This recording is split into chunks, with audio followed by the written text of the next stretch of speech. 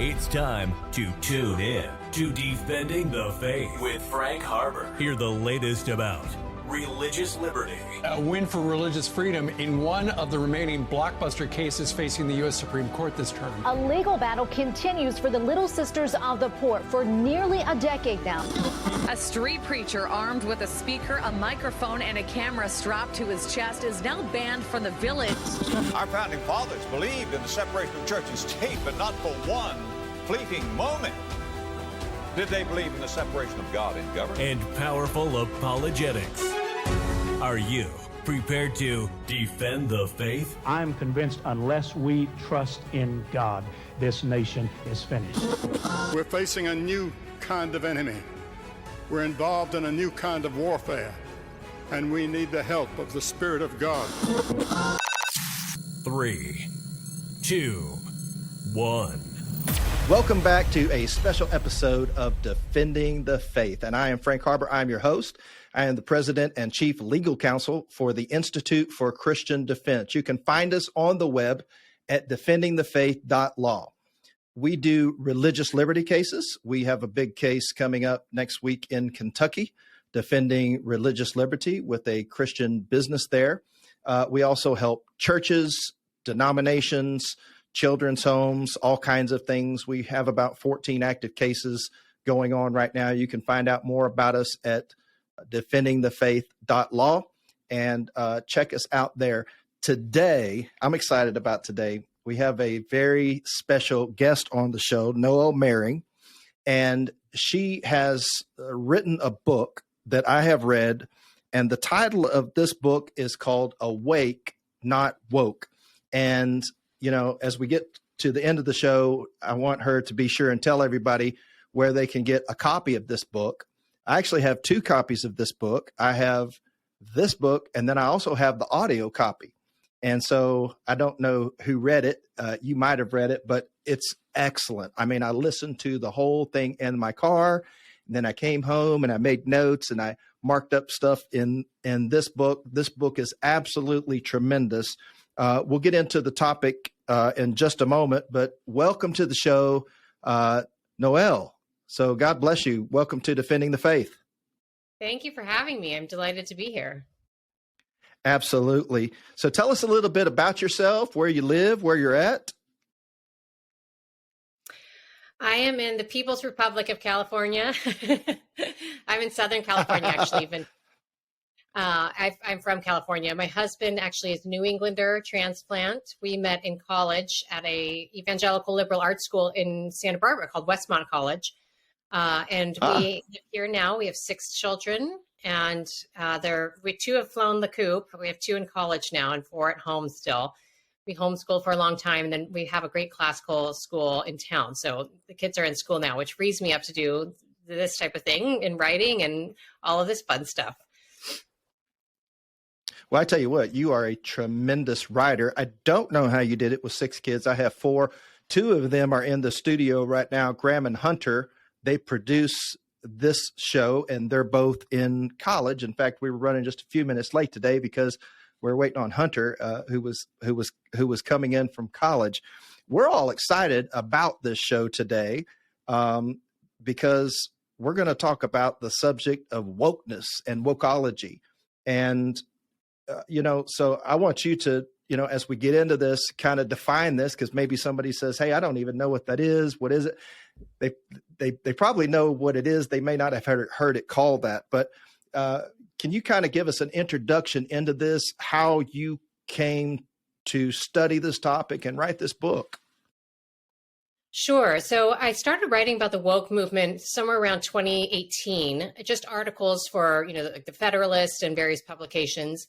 And then I joined with an old friend from grad school, Carrie Gress, and we co-authored a few books called Theology of Home. It's a series of books. And then I came up with the idea of the Awake, Not Woke. I'd been thinking about doing something more comprehensive to really dig into the woke movement and try to really understand it and to debunk it.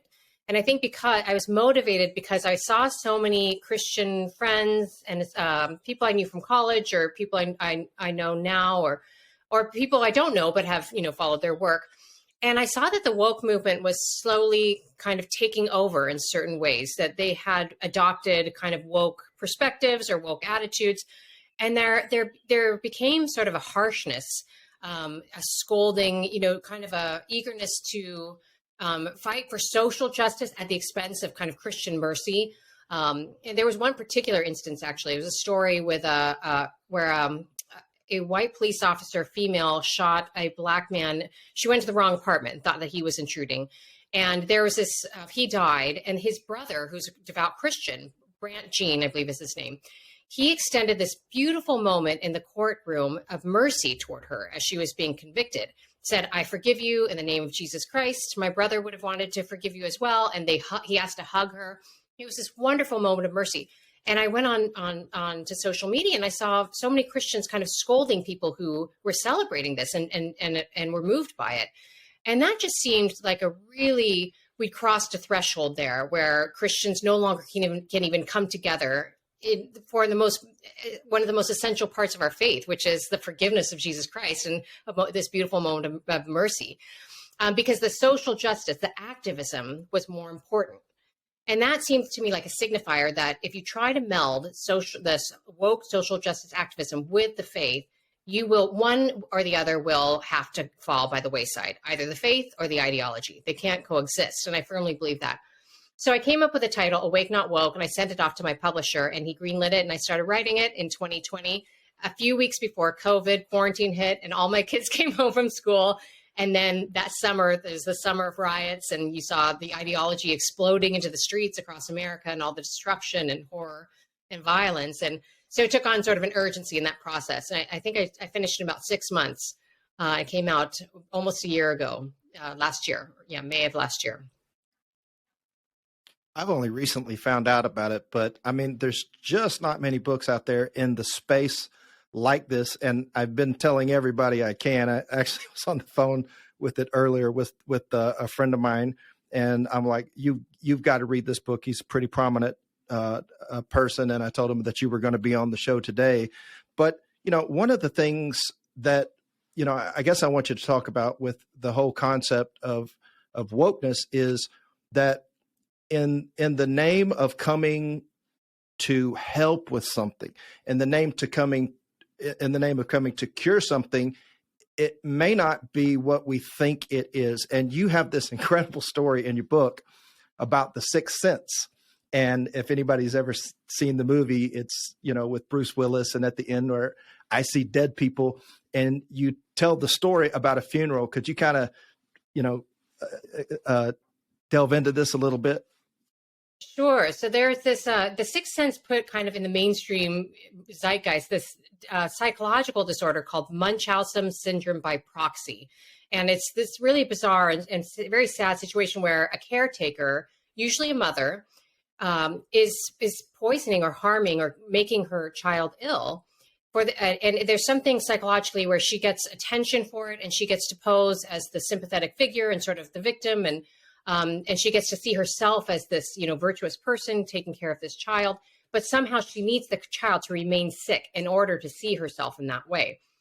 And it just occurred to me, thinking about that scene, how similar that is to what we're experiencing now in a way that I call it Marxism syndrome by proxy, where we are telling a whole host of people that there's something wrong with them, that they're sick, that they're oppressed, that they're victims. And in that ideological indoctrination, we're actually making them turning them into people who are less capable, less competent, less responsible, because they start to see themselves through that lens, that ideological lens, that they are people who are not free. They don't have the same liberties as other people. They don't have the same abilities and opportunities. And that really, I think, there's something strange going on there that's extraordinarily oppressive. Oppresses the possibility of their understanding of the meaning of their own lives and the potential that they can achieve. But there's something I think interesting about the people who are driving that ideology into us, that there is something akin to that Munchausen syndrome by proxy, where it sort of gives them a power that they wouldn't have otherwise. That there is a power in the ideology, and the more people you can pull into it, the more people you can kind of give a sort of this sickness, this ideological sickness to, then the more power that the proponents of the ideology gain.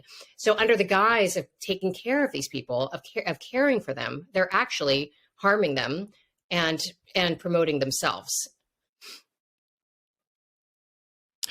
Your book goes into great depth to understand where this comes from, because it didn't just come out of nowhere. And so you did some serious research on this, and you talk about the Frankfurt School.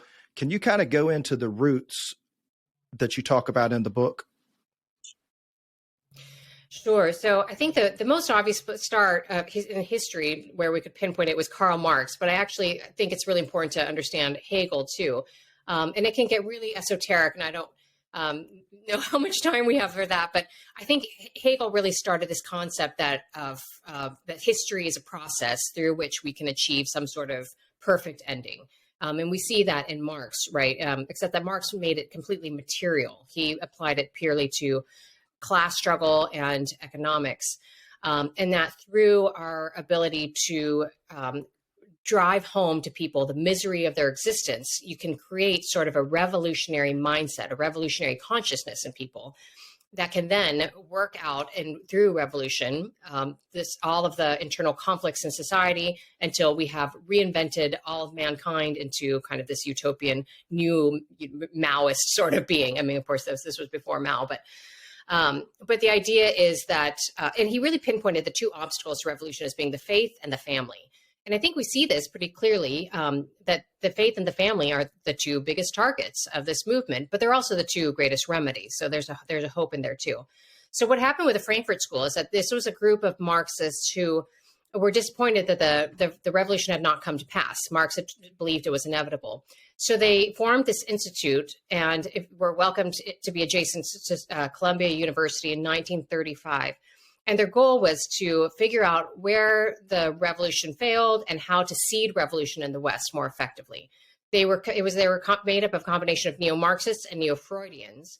So that combination identified that, well, we can find our oppression not just in class warfare, but also in the oppression of the moral law, for example, and that we need more areas of division, more ways to rupture society. So rather than just fight on the level of class, we need to also identify, well, there have been racial injustices, and we can really stoke that and exploit those injustices for our own purposes, for the purpose of revolution. There's also, the battle of the sexes. Marx had said that the wife is sort of like a mini proletariat and the husband was the bourgeoisie. And so they really leaned into that and said there's this burgeoning feminist movement that's been, evolving in different waves. And we can really exploit that and use that to seed this revolution as well. Eventually went on to expand it to, all of the sexual questions, sex identities, and the LGBTQ movement more specifically. Those seeds were already in Marxism, which includes a total rejection of moral norms. So the Frankfurt School really started the concept of critical theory, which has become kind of in the academic wing, the engine of seeding revolution through the academy. But they understood we have to go into Hollywood, we have to go into media, we have to go into journalism, we have to go into the academy, we have to go into politics, and we have to go into law. That the revolution will not be fought into the street until it is planted into the subconscious, the psychology of every institution of power in the West. And I think that we see the rotten fruits of that everywhere now, that it really has exploded. I think most of us who grew up in my generation were just absorbed all of this. I grew up with feminist ideology, just thinking that that's the way you approach womanhood, that to be a good woman is to be a powerful, girl boss, all these things that we hear all the time. Which isn't to say that women can't be a boss, can't be in charge, but it's such a reductive understanding of womanhood, and one that really rejects kind of the nurturing, caretaking, and the ability to be a mother, biological or spiritual. So I think it's done a lot of harm, and it's been pretty successful. They were correct, that they really targeted the faith and the family, and that once you dismantle, the family in particular, you create a whole host of wounds and people who are ripe for revolution and looking for an identity. So it's been effective, but of course it doesn't have the last word. And I think that it can be defeated, once we have the clarity and the courage to really fight against it. It's interesting you talk about womanhood, because in the book, I thought you just did a fabulous job of, presenting the position, as a Christian woman, and just had some tremendous insights. What are some other areas of where we would see wokeness? What about corporations? Is there pressure on these companies? Because we see some really weird things where, things are happening with toys and kids' clothes and other things like that. Could you have any insight on that? Yeah, I mean, I think it's happening on a couple of different levels. For one, there's an increasing, the human resources department oftentimes is kind of an avenue for introducing a whole host of woke ideology into a corporation. So they'll start instituting kind of DEI, diversity, equity, inclusion training seminars, sometimes training weekends. And there have been a lot of exposés. Christopher Rufo is someone who's done a good job at exposing this type of corruption in federal agencies, but also in corporations. And I think it's going to be a place that we really have to compete, because, Christians have a lot of buying power. We make up millions of people in this, tens of millions of people in this country, and we can divert our dollars to corporations and vote with our feet. I think because corporations certainly are going to respond to that type of thing. But they really are doing it on multiple levels, both in the training, the ideology into their employees, but also, as you said, the Hasbro, I think there's Mr. Potato Head became genderless, and, they canceled Dr. Seuss, and, and I think it's easy to laugh at those things and think, oh, aren't they being crazy or silly? But I think it's a bit more sinister than that in the way that insofar as they can, for Dr. Seuss, for example, insofar as they can brand something that seems so wholesome as something that is now bad, it starts to make us think that, is everything, what else should we be questioning? It makes us question kind of everything that, every other kind of cultural, wholesome seeming thing in our history. And then we start to think, well, I guess I missed this type of injustice. What else am I missing? Am I, maybe I don't have an ability to see injustice or justice, and I need kind of woke shepherds to shepherd me through. Or even with the Mr. Potato Head thing, there really is a part of this movement that I think targets children by its nature. And we can get into that later too, if you want. But, introducing children to the concept of radical gender ideology is fundamental to the woke movement, because children have to be disabused of their own instincts towards the normal way of the world, that men are men, women are women, girls are girls, boys are boys. That's every boy and girl knows that innately. And so pushing this ideology on them at younger and younger ages is fundamental, because insofar as they're innocent of it, they are perpetuating a dominance there, according to the woke ideology. So I have a question, and this is probably just an opinion question. I know there's probably no data on it, but I've wondered, these corporations, they're going into areas where I think I know they're probably trying to win over fans to get them to buy their candy or their products. But, you have to wonder, it's like, why would they take a chance on alienating so many people? Like you said, there's a lot of Christians out there. And I'm just thinking that, your book is probably the first of more reaction. I think there's going to be a boomerang back against this. And I know that, ministries, 501c3s, they're for the most part supposed to stay out of politics. But businesses, I think they have to be careful whether they sell tennis shoes or other things, to be careful, because I think eventually they're going to give rise to competitors. Do you have any thoughts on this? I think it's a great question, and it's something I've thought about before. The one thing I think, and this is just my opinion, is that I think they must have some calculation that whatever it's going to cost them to take sort of an edgy woke stance is less than how it's going to reward them. That they are trusting that the institutions of power the publicity, the media is going to kind of soften a lot of criticism and magnify any sort of celebration. Levi jeans, whatever, went super woke, and all these companies that send me like celebrate Pride Month, emails. And I think, you're just a coffee company or an Uber, you're just why do you have to try to indoctrinate me through this email?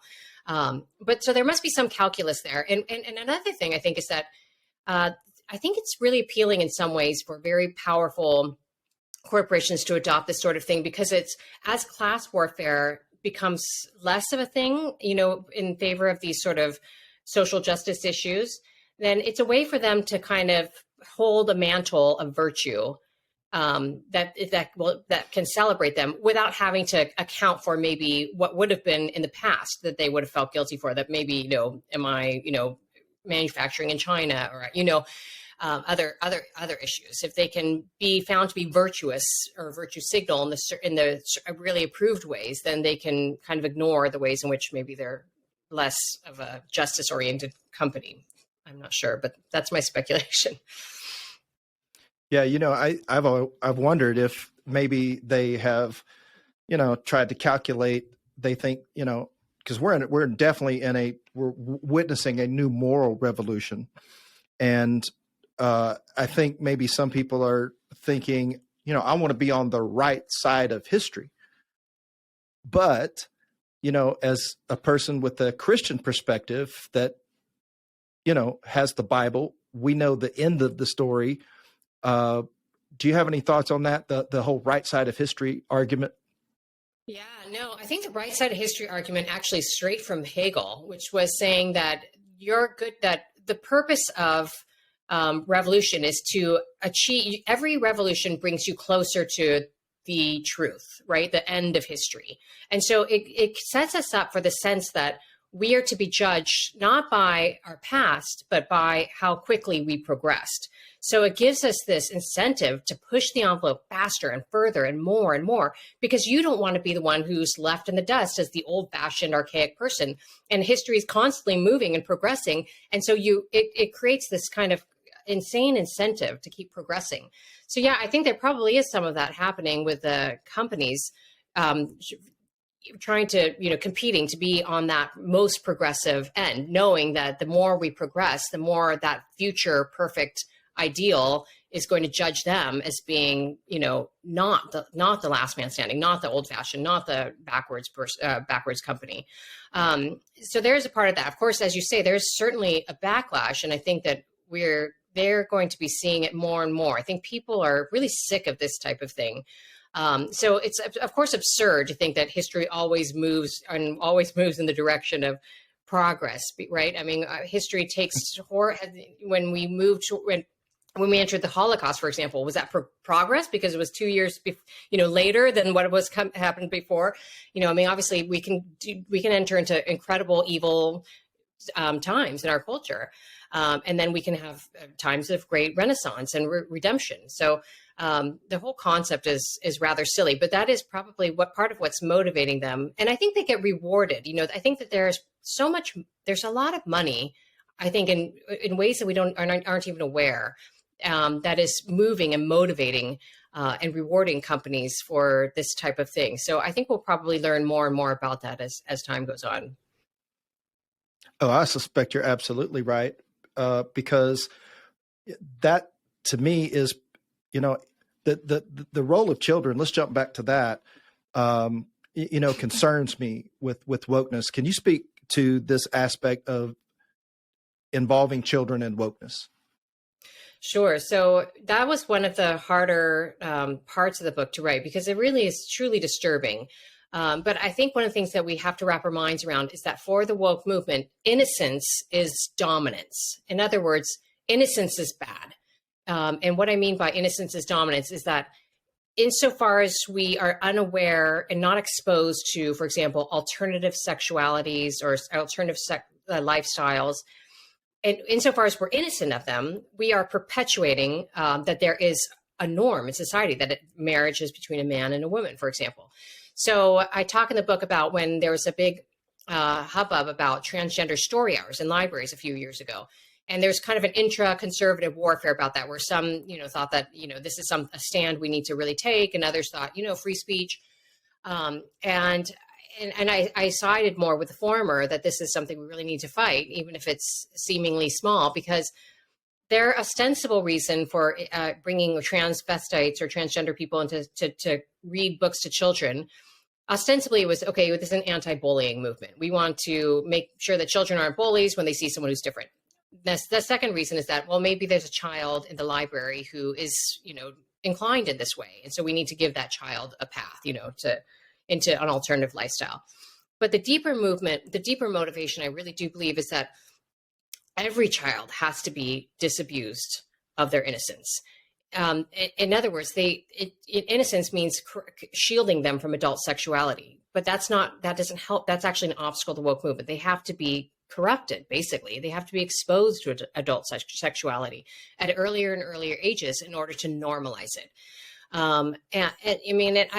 Once you see that piece, a lot of things make sense. I mean, even, there's Victoria's Secret has a younger line called Pink that I talk about in the book too, where it's aimed at like 12, 13, 14-year-old girls. And it's just, it's got vile things that just assume that they're going to be sexually active in casual, random ways at that young of an age. And that's who they're marketing to. And I think for a long time, we just thought, oh, gross, what's happening. But it's far more it was far more by design than I think that we realized, that it really is of a piece of an ideology that seeks to do this. And we see it also with women too, and the women, I think are meant to be icons of, sort of an innocence as well, that there's a goodness, if you think of men going off to war and then coming home, and then, that wonderful capacity that women have to be sort of innocent of all those violent realities that they were exposed to, but then a safe harbor and, a nurturing presence and figure of love, that even women have to be disabused of their sort of innocence. And we see it a lot in radical feminist stuff, where good women never make history. And there's this real campaign to women to be rebels, to be, just, that if you're a virgin, if you're a mother, these things are typically considered to be silly in the feminist movement. So anyway, so that's kind of long-winded explanation, but I do think that innocence in particular is a target. And of course, men are called to be innocent of evils too. I'm not trying to draw a hard line between men and women by any means, but just that concept that everyone, but particularly the child. And I think we see this most disturbingly in the act of abortion, right? Where I think that we can't underestimate how important abortion is to the woke movement. It is the backstop that protects and continues the lie of the sexual revolution from start to finish. A baby is a big, glaring manifestation of meaning introduced into a hookup culture, and hookup culture cannot have interjected into it a big, glaring manifestation of meaning. It means if a baby comes from this act, then, well, maybe this isn't casual. Maybe my body means something. Maybe sex means something. Maybe there are moral norms attached to this activity. So even the child in the womb then becomes a target for the ideology. It's really disturbing, and it was. But I think it's important to understand. It's important to have clarity that that's what's happening. When I read your book, I was definitely spooked from the standpoint of, this is bigger than what I thought, and you were casting light in some places where I've never seen light in that corner before. I guess, how big is this thing, and what are the consequences? I mean, we could just decide to ignore all of it and not do anything. How would that turn out if we did that? Yeah, I mean, I think I hear Christians kind of suggesting that maybe it's best to just be apolitical, that maybe getting too involved in this fight is going to harm our mission, or our witness. And I think that is a mistake, because I think this is not merely a political movement. I think it is a spiritual battle. And if, people are looking for fundamental answers to fundamental questions, what am I? What is a human person? What is the purpose of my life? And if we're not providing those answers, then they're going to be supplied by the ideology. The ideology is supplying them. They're saying you're You are your will. Your body is meaningless. You can be whoever you want to be. You have to transgress the moral law in order to be free. That you are a victim. They're defining, you have to be an accuser. You have to find people, perpetuate accusations in order to have power. So they're telling people what to be and who they are. And I think that Christians, it's imperative that we have a voice in that fight, because it's too fundamental and it's far more than politics. I don't want to date this episode, but I do kind of want to, speak to an issue, if this is related. But, today there's someone who's running for senator who has come out with the statement that they don't believe that transgender boys should be in girl sports. And for that, they were just banned on Twitter today. So hopefully by the time people see this interview, that will have been fixed and remedied. But it seems like at the expense of wokeness, we're throwing some groups under the bus. Oh yeah, is that so? Absolutely. And that's the ironic thing, is that I think we see this in multiple ways. Clearly with the transgender athletes, you see that women obviously suffer, right? And the feminists are saying, wait a minute, I thought you were supporting us, but now all of a sudden we're thrown under the bus because these men are, there's a man swimming against me and his bodily makeup is such that I can never compete. But we also see this in hookup culture. Who is harmed the most in hookup culture? Everyone, for one thing, but most obviously women and children. Children get the brunt of the collapse of our sexual norms because they don't have stability in their families. And women are, left oftentimes feeling used and abused because they enter into this hookup culture thinking that it's casual, but really women associate a lot of emotion with sexual activity. I think in ways that men can kind of divorce themselves a little bit more from. Men end up harmed too as well, for certain. But that's the irony, is that the movement that is once you divorce our moral norms from universal nature, once you say, okay, well, we can do whatever we want separate from what our any type of moral intelligibility written to the act of sex and our bodies and our bodily identity in the transgender movement, then all of a sudden it becomes a competition of will, right? It eliminates the safeguards that would protect the most vulnerable in our society. Once you, because it becomes something arbitrary. And so the people who most ought to be there's a reason why women ought to be protected, that men are called to be protectors, right? It's because we bear life within our bodies. And so we're more vulnerable in certain ways. We're physically more vulnerable. If there was, if there were, a fight or something, obviously we're made that way. And children certainly are more vulnerable. It's not to say being more vulnerable makes us less important or less equal in God's eyes, but it means that God structured society and our bodies and all of these things for a certain reason. And there's a harmony to it all. And it actually speaks very beautifully to us about the nature of the human person. My friend Carter Sneed writes about this in his book, which is beautiful. And he says, we come into this world not as an independent, autonomous being, but as a baby. And that's something so significant to us that indicates that we are the type of people who need things from other people and who also have duties to each other, that we belong to one another. And that implies a lot of responsibility, duty, and need. And that's not a sign of weakness and oppression. It's actually a sign of more of like a ballet that, God has orchestrated this thing where human beings can, develop a currency of love, as we see in a well-functioning family. It's a beautiful thing. One person, when I've given birth many times, and I tell you, when my husband, shuts the door so I can have a nap and brings me a meal in bed and takes care of the children for the day, and this is beauty. This is not oppression or power. This is the way that I think that we're meant to be, and the way that leads us to true happiness. So yeah, there's been a lot of lies that have been told, and it's upsetting about that senator. I think we're going to see more of that until we kind of band together and just stop being bullied by this woke nonsense. That men are men, women are women, and we have to say that simply and plainly. Well, in just a second, I'm going to ask Noelle where we can find this and how you can find her and all that. But I've been asking all the questions. Now, there might be somebody who says, I'm not going to get that book. I'm not going to read that. I don't read. And so maybe there was something I didn't cover today. In our final takeaway here, what what should our listeners know if this is all they're ever going to hear about this topic? What do you want to tell them? I think I'd want to tell them that, a lot of times I hear people all the time saying there's something off about the woke movement and I can't quite put my finger on it, but I don't want to be called a racist or I don't want to be called a bigot. And that's a normal fear. Most goodwill people don't want to be branded as such. And it's actually an appalling prospect to be told that you're those things. But I think the movement uses those goodwill people and really manipulates those good instincts and saying, if you want to be compassionate, if you want to be not a bigot, then you need to adopt this ideology. And that is a fundamental lie.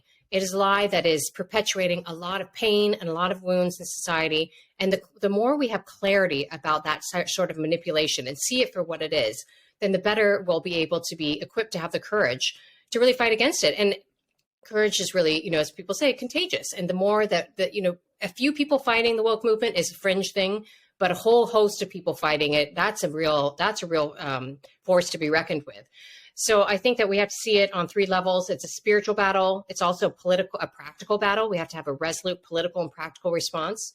So a spiritual response first and foremost, fighting it with a prayer, and that our own closeness with Christ will make us better vessels to reflect Him, and that's what's going to defeat a lot of this, if not all of it. But a political response and a practical response is certainly important. But thirdly, I also think that it's good to have a positive vision for what the good is. They've branded what the good life is, this life of power, girl power, all these things, and freedom from the moral law, this ability to be, sexually free and liberated, and, the more transgressive we are, the more powerful we are. They branded all of these concepts into our imaginations. So the more that Christians and people who want to fight this are willing to say, that's not actually the good life. Here's the good life. In our media, creating new stories, new lifestyle magazines, what have you, that we need to have our own way in which we're promoting to the culture. This is a beautiful life. Family life is beautiful. Being faithful to your spouse, that's beautiful. Taking care of our kids is beautiful. That we need to have a positive vision. So I would say, I gave you a big answer, but I would say we're fighting it on multiple levels. Each one is important, and everyone can find one place in their life. Start with one place. Where can I resist this movement in one area of my life? And then go from there and see where God leads you. Okay. Those of you that have listened to this far, you can tell that this girl is intellectual. She's an academic. She knows her stuff. The book has footnotes. So, I mean, this thing is documented. It's one of the best books I've ever read. How can we get a copy of this book? Well, thank you so much. It's available through my publisher, tanbooks.com. It's also on our website, theologyofhome.com. We have a shop there, but then it's wherever books are sold, Amazon, anywhere, Barnes & Noble, I think has it. It's easy to find. And how do people awesome. How do people get a hold of you, and are you available for speaking or appearances? I recently saw you on television, so that's how I found you, but give us a quick rundown on where we can find you. Sure. I'm available as long as it fits with my schedule. I have a website. It's just my name, noellemering.com. And I also co-run the theologyofhome.com website. We have it's sort of a magazine for women, a lifestyle magazine, but it's also got spiritual food for our souls. And also we have a shop where we have beautifully crafted home items and that sort of thing. Well, I tell you what, you have been such a blessing today. You are a rock star. I know that more things are going to come from you, and we'll look forward to having you back on the show when you have a new book. But it's been a joy to have you. Thank everybody for tuning in. Remember, you can find us at defendingthefaith.law. You can get a copy of my new book, which is Objection Overruled. It's responding to the top 10 objections to Christianity. Those of you that are tuning in for the first time, I was a skeptic for 21 years and became a Christian, and I started discovering that I had to defend my faith. And so we put these in a free ebook. You can get a copy of that at defendingthefaith.law. Also, you can keep up with our religious liberty cases. And you might even need us sometime to defend you, defending the faith.law. Well, God bless you. Thank you for tuning in, and we will see everyone in the next episode of Defending the Faith. Well, you are just absolutely brilliant off the